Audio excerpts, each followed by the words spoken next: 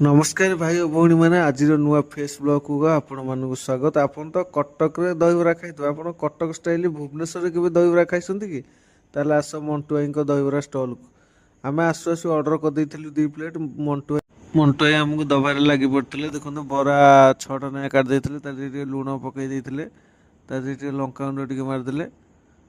तापर मटर तक दे देते मटर तापर देखो कौन दौरान मोटू भाई मटर तरकारी पर आलुदम टे दे देते से देखते आलुदमटा केते भल सुंदर कलर आसी देखु तकाटा केते सुंदर देखा देखु खाई टेस्ट कर देखा केमती कौन लगुच मोटू भाई आलुदम दे देते मोटू भाई तापर पियाज टे पकई देते पियाज टे पकई सेव टे पकईदे देखु मोटू भाई सेव टे दे देते पापड़ टे पकईदे दही टे पकई देगी तापर दही पकईदे टे राग लंका ये सॉक्स मारी टे लुण टे मारी आमर मंटू आमर रेडी कर देते देखु आमको चामची दे आमर ये टिफिन रेडी होगा देखो सांग मैंने खाई टेस्ट कर देखा केमती कौन लगुच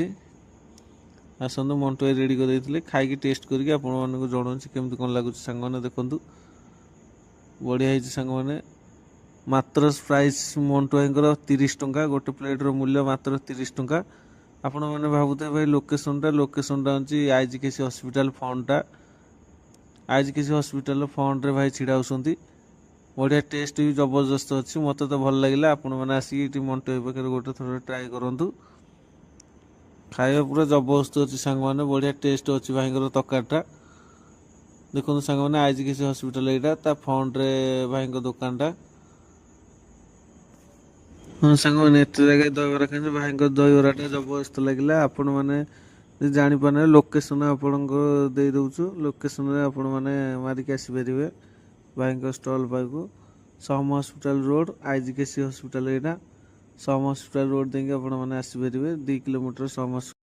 हाँ सांग मैंने वीडियोटा यदि भल लगी तो सब्सक्राइब करदे लाइक करदे कमेंट रे आमको जनईदे भाई पाखे को मैंने खाई।